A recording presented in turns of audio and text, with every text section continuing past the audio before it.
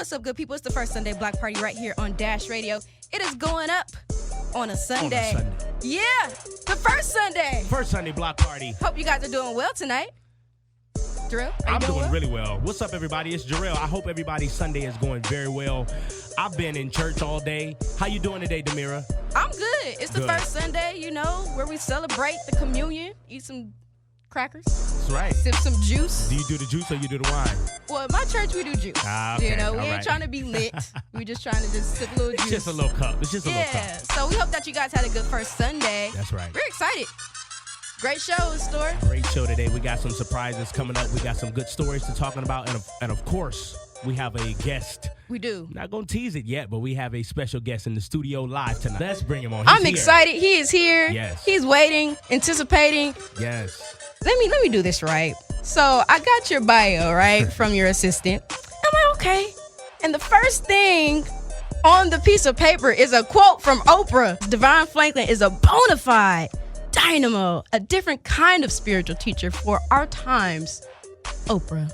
Welcome to the first Sunday block party. DeVon Franklin is in the building. What's up? Thanks for having me. Glad to be here. No, Absolutely. Thank you for coming by. I'm like starstruck. Oh, anyway. I don't believe that. I am. I'm a huge fan of your work. Like, seriously. It's a blessing. I'm really glad to be here. This is fun. Hanging out with the block party. That's right. Hey, it's going up On a Sunday. So we have lots to talk to you about.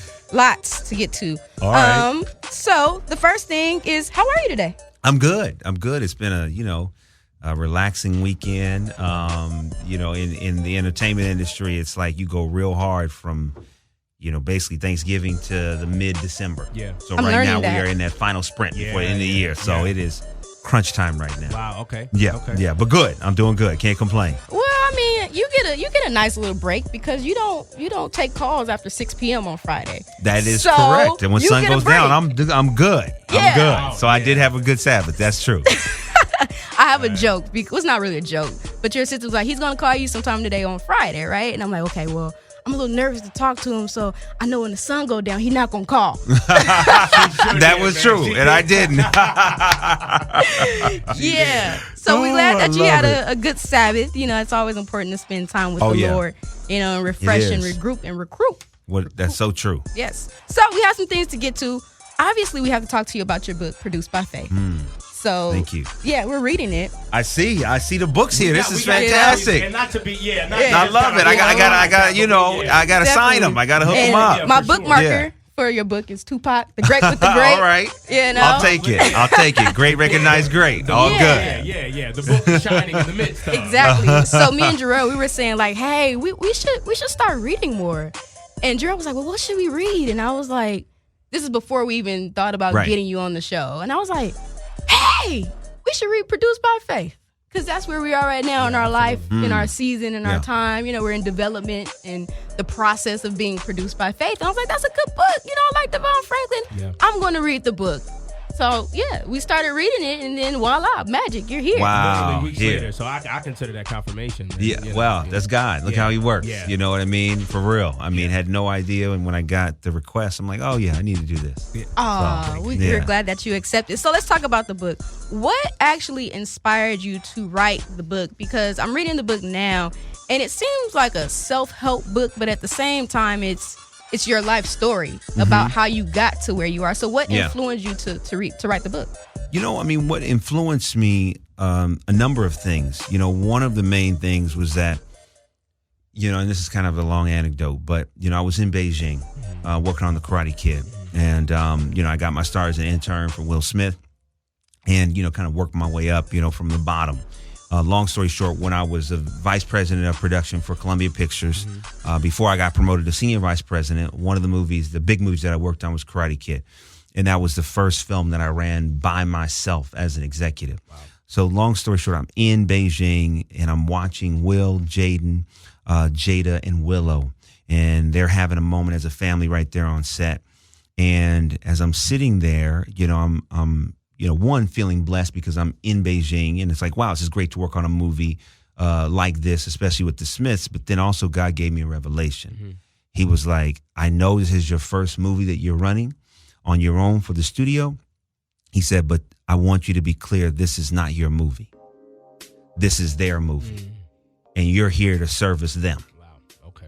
And so that was a good revelation, but it was a startling one, because so many times you base your value on the association. And so, especially as an executive, a lot of your currency as an executive is who you work with. Right. And so when God was like, yo, I have you here for a reason, but don't take ownership of this because it's not yours. And I was left with the question that he gave me, which was, what's the mark that you're going to make? Because this is you're here to learn, you're here to apprentice, but you don't own this. Yeah. So what are you going to own? What are you going to do? And so that challenge, that revelation, which was hard, because I'm like, well, God, what do you mean? I'm here, I'm in Beijing, I'm doing this. And one of the things that came out of that challenge almost was, okay, how can I have a voice? What do I have to say? What do I have to offer? How can I help? And out of that came Produced by Faith. Wow. And I actually came up with the idea. God gave me the idea for Produced by Faith while I was in Beijing. Wow. While I was observing the Sabbath, God had given me this idea about, I at a very early age, I started when I was 18. And when I got the idea for the book, I was around 32. 31, 32. And, I was traveling around the world, making films, preaching, doing all this kind of stuff. And God said, well, what's been the thing that's led you around the world and allowed you to do all this? And when I thought about it, it wasn't taking shortcuts. It wasn't living in the fast lane. It was faith. Mm-hmm. And I said, wow, that's it. I said, faith is the key to unlock the door. Wow. It's not the thing that stops you from the door to success. Yeah. And I called up, my book agent who had approached me about a year before and said, hey, if you ever want to write a book, let me know. God had planted the seed even before I knew it. Yeah, already. And so I called her up and said, hey, I have the idea for the book. You don't have to compromise, what you believe to find success. And I want to use my life as a model. Again, not the end all be all, just my story. But I want to use my story, hopefully, as a teaching tool to teach others that are trying to be successful in the marketplace, but also still trying to hold on to their faith. Yeah. And I have I'm not going to call it a theory or anything, but it's just something that God shared with me. And even with me, I'm from Detroit. So coming out here to LA, it's all been everything we do. We always talk about how it's God led, and we're just kind of really sitting back like, man, it's a day-to-day thing. Like, okay, I'm trusting and I'm following God. So I believe that he's calling people to the industry to be a light, like, and you said that, to be a light in an area that's considered darkness. Yeah. So I really even think that it's not even about necessarily always the acting. It's not about making this movie. Yeah. It's about getting his message out, and he's given us these gifts to use as tools to do that. So when I look at someone in your position, it's encouraging because you seem to balance it all very well. What's a tip to the people, even to me, man, but other people listening who feel that they have this assignment and they've been giving this? One of the most craziest things was telling people from Detroit in church that I'm moving to Hollywood on a God assignment. They were probably like, that sex, drugs is out in LA. Right. But the truth is, it's around the corner anywhere. That's right. Detroit, it's anywhere. Not even around the corner. It's right there. You know what I'm saying? It's in that bag. Right there. That's right. But when you tell people that, they have a limited perception of really, I say what ministry really is, and even if when we look at the life of Jesus, he went outside and he ministered to the people that they thought he shouldn't be talking to. That's right. The murderers, the ladies of the evening, the whoremongers. Exactly. Just call them what they are. The thoughts of the biblical days. Just call a thing, beloved. Yeah. But how do you balance it all? Oh, man, it's a good question. It's a good question. She over here got me cranking up, man. I ain't never heard that. I'm just keeping it real for the people. Hey, we got it. We got it. I always viewed being a Christian as doing excellent work. So the thing that I brought when I started interning and working in Hollywood was a work ethic that was all about, because when I first started, no one talked to me. It wasn't like I walked in the office at 18 years old and Will Smith and Jada and all these famous people, walking by. Like, those are your friends, by the way. Well, now, at the time, not at 18 years old, they weren't trying to talk to me. That's hilarious. And so the only way that I could communicate or to begin a relationship was through doing good work. Mm-hmm. So it wasn't even about wearing on my sleeve, oh, I'm a Christian.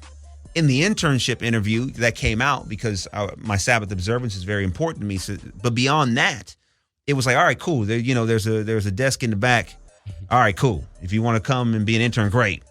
Okay, what am I going to do? Well, figure it out. I mean, literally, I get there and there were no assignments. I had to figure it out. Right. But my point is that doing excellent work, showing up, getting people's coffee orders, taking initiative, doing the filing, doing the faxing at the time, going around saying, hey, what do you need today? How can I be helpful to you, to the assistants, not to the people that were running the company, right, to the assistants, helping them get their job done, serving and doing excellent work were the thing that began to get me more exposure, more conversation, more opportunity. And every level that I've been at, I've just taken that same ethic and that same approach to every level. So when my faith comes into play, the organic thing that has happened is like, well, he's actually really good at his job. Mm-hmm. So it's like, no, this guy is actually really good at his job. And part of the reason why he's good at his job is because of his faith. So my faith has never been an obstacle. It's actually been the bedrock for the good work that I've done for every place that I've worked for. Whether it was interning, whether it was being an assistant, whether it's being a junior executive, and most recently being senior vice president of production for Columbia Pictures, and now running my own company. Go get it. No, I mean, but it's happened over the course of 19 years. Yeah. But that's the thing, and I think so many times, especially people of faith, I think we have been taught, sometimes the wrong way, because we sometimes say, well, I got to get in there and make sure I tell them about my faith and all this. And it's like, hey, wait. Slow your roll, buddy. Do the work. First get a job. How about that? And here's the reality. When you do good work and there's something different about you, they're going to ask. What is, yeah. They're going to ask. It's going to say, well, what is that? And what do you do? And how is that? And but sometimes what I have found, especially, people of faith and youth of faith, is that we don't put in the work. Mm-hmm. And we just rely on faith. And we rely on faith. No, but faith without works is dead. Right. It is dead. Yes. So it does. That means that thing is in the ground. Yeah. So you can have all the faith that you want, but if you don't use your common sense to work, it's not going to work. That is so. True. That is, I think, the thing that I have done well and successfully, and that's why I wrote the book, and that's why I talk and preach and post on Instagram, because I want to help others find their path to success, which I believe success is really peace. But I do also know that when you do it God's way and you are excellent at what you do, unstoppable. So coming up, we're going to talk more with DeVon Franklin. We got to talk to him about this new book with his wife, Meagan Good. Yeah. We're excited to get into that conversation because, it's cuffing season. Yeah. So we got to talk. We got some things to talk about. So up next is music from my good friend Keith Phelps, which will kind of segue us right into that conversation with patience. We know that you have been a prominent proponent of celibacy, and that's one of the things that kind of overarches your name. DeVon Franklin, Meagan Good, celibacy. It's like, oh, how did that happen? Right. So I'm just kind of curious to know, from the male perspective, like, how were you able to maintain those standards, personally for yourself? Like, how were you able to do it? Because it seems like more women are apt to the celibacy route, whereas men, they're like, wait, I'm sorry, how you spell that? What is that? It's a good. I mean, it's a good question. I mean, it's a question I get asked quite a bit, and I'm always excited to answer it, because for me as a man, there was something greater that I was going for, which was my full. It was on a spiritual side, it was my full purpose. On a practical side, it was discipline. And it was seeing so many other men before me never be able to get this area of their life squared away, and not wanting my story to end that way. Mm-hmm. So spiritually, it was about, I want God's fullness. I want his full manifestation of purpose. I want everything that he has planned for me. I want to make my mark on this world, and I don't want anything to be left on the table. And if it means sacrificing my sexual desire for women, then I'm going to do that. Right now, was it hard? No. But, it was like, hey, I'm not going to cross that line, because I don't want this to disqualify me for what God has. Mm-hmm. And then practically, it was really about, as a man, can I begin to tame this area of manhood? Yeah. That there is no model to tame it. It seems untamed. People don't even talk about it. You're right. About how to tame it. People talk about it all the time and just say, oh, well, you just be a man. Hey, that's just what it is. Yeah. But for me, I said, wait, let me just see if it's possible. Now, again, no one is perfect, and I'm not perfect either. Yet it was something that was important to me. And so I said, okay, until, after I got out of college and was dating and had a girlfriend at the time, after that, I said, okay, look, until I get married, I'm stopping. Now, I had no idea that it was going to be that long. Didn't know. Didn't know. If you don't mind me asking, how long were you? Oh, man. It was over 10 years. Yeah. What? No, I'm just kidding. I'm just playing. I'm one to talk. Like, I got you beat. Yeah, it was like 11 years and some change. But it came from that desire. And, when I tell people this, they're just like, first of all, they can't believe it. And they're like, what? How did that, but it really came, it just came from, okay, I cannot, just me personally, I could not live in a situation where I had less than what God planned. Mm. And also there was just a lot of peace. There was a lot of clarity in it. There was a lot of clarity. Because it's like, hey, again, not that I even being celibate, it's not like I was a perfect dater. Mm-hmm. Now, trust me, I made, a lot of mistakes while I was dating. But even in making those mistakes, there was a clarity. Mm-hmm. I could see this person is not going to be for me, right? This person, no, because there was no haze there. Mm-hmm. Yeah.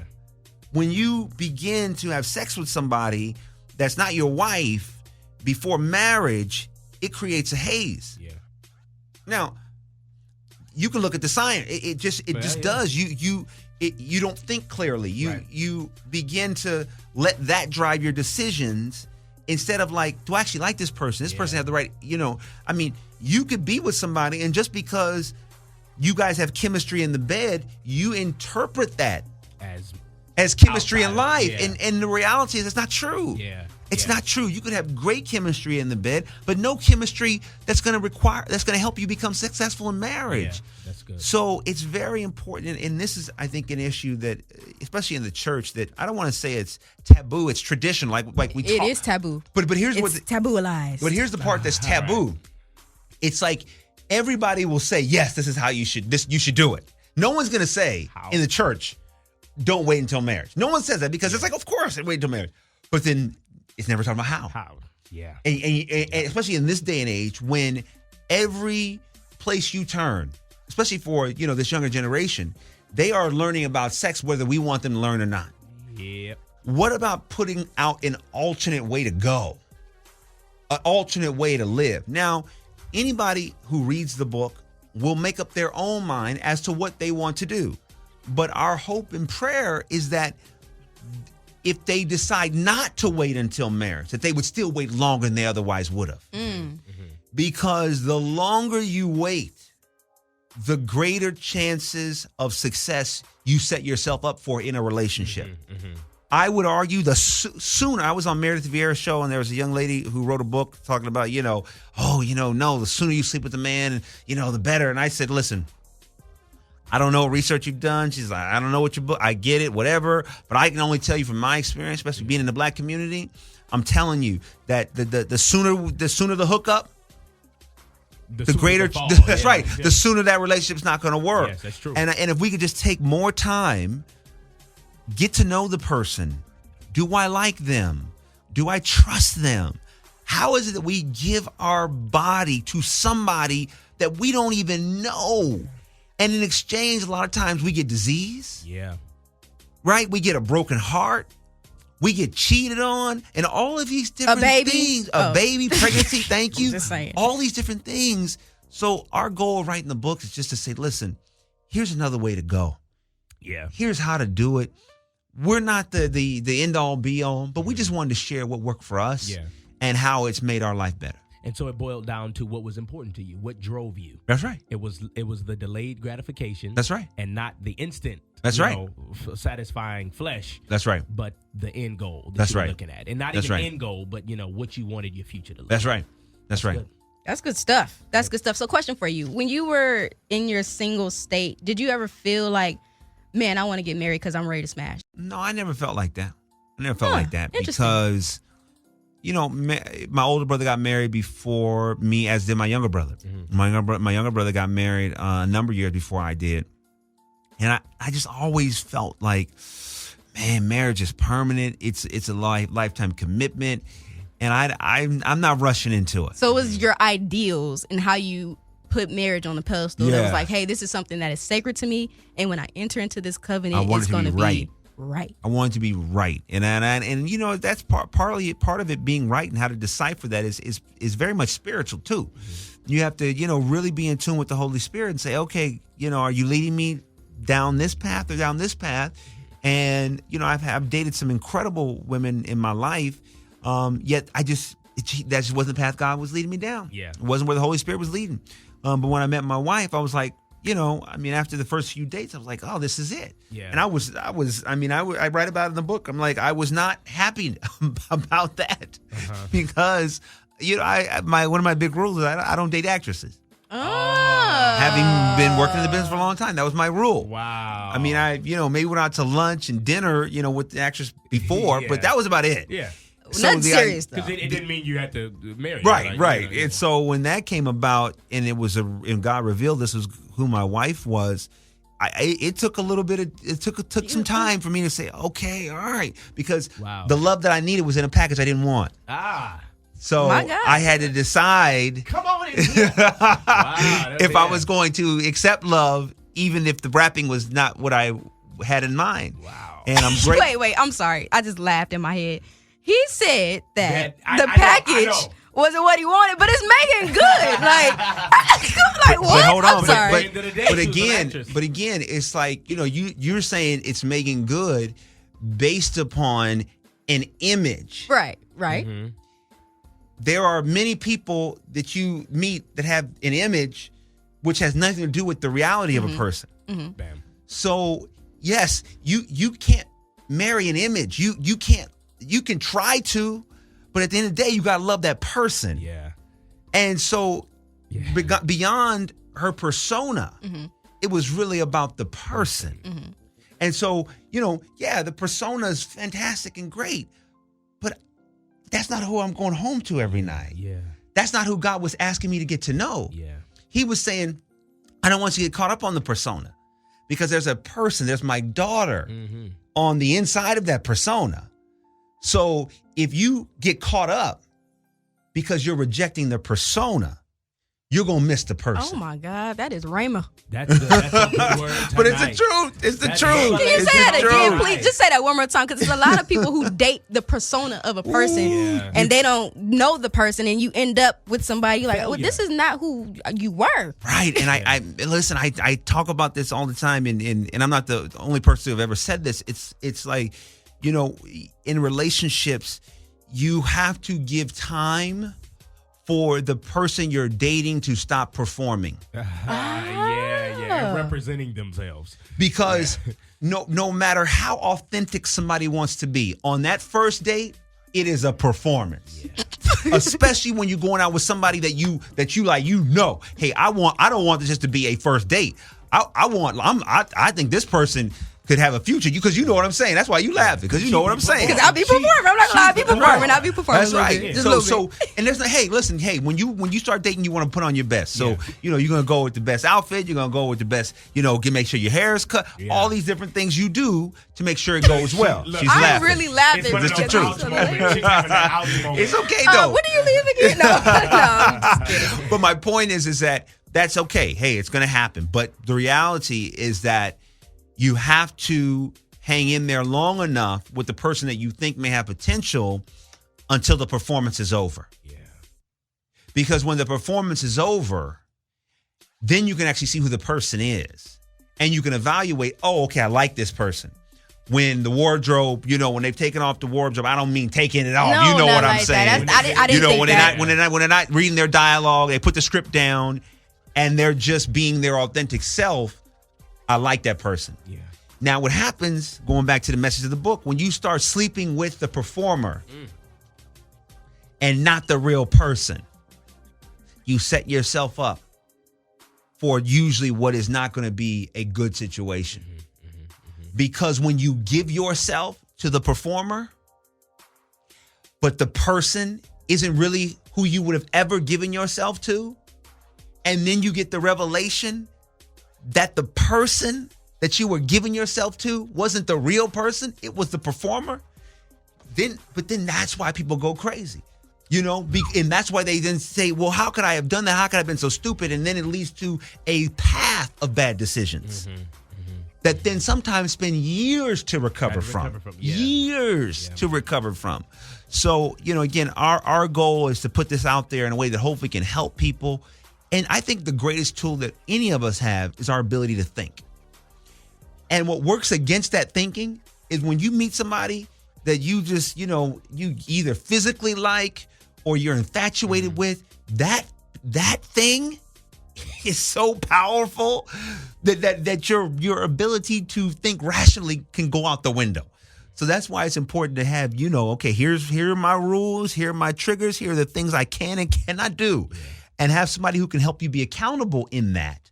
So that as you're in those early stages of dating, you don't make decisions that will be detrimental to what you really want, which is love and love authentically. Wow. He said, I'm over here trying to recover from the last two statements. It's offering time now. Right? Come on, nobody the doors of the church is open. Lock those doors. Everybody up. It's giving time. All over the house stand. The word Hallelujah. Amen. Amen. Thank you, Jesus. Thank you, Jesus. Exactly. Give time for the person to stop performing. Well, that's I would say that's good to leave off with. No, amen. Drop the Amen. mic. Go ahead, drop it. Just drop it. No. These are expensive mics right here. Expensive mics. They are. Don't do that. Don't do that. So again, DeVon, we definitely want to thank you for hanging out with us and stopping by. Like, it is an absolute honor and a pleasure to sit down and talk to you. I'm like, oh my God, he talked to Oprah and he's talking to me. Like, oh my God, this is amazing. Hey, you on your way. Well, thank you. If you said it, then it must be true. It's true. So where can people find you and get more information about the production company, all the stuff that you have going on? They can find me online. My Twitter handle's at DeVon Franklin, as is my Instagram handle. You can go to DeVonFranklin.com, which is my website. And you can also find me on Facebook. And as I said, you can the missus and I will be dropping our book website next week. But you can find us online. Hers is at Meagan Good, MEAGANGOOD. And we're just blessed. I mean, it's Christmas time. We're just blessed to be here. And just, our prayers go out to everybody right now. I think that people are feeling so afraid and fearful of all that's going on in the world. But we still serve a God that's on the throne. Yeah. And as long as he's on the throne, and as long as, Jesus lives and saves, somehow, some way, we're going to be all right. Ladies and gentlemen, that's DeVon Franklin. We thank you, man, for coming by. Thank you for being an example also and holding godly standards, man, in this industry, because it helps, man. It helps, Thank you. So thank you for stopping by the studio. Thank you, man. Appreciate it. Thanks for having me. The first Sunday block party, it is going up with DeVon Franklin on Sunday. So up next, we got some new music from Pierre Sheard on the way. And hang out with us. Stick around, because we got some good stuff to go over. It's been a pleasure. Let's go.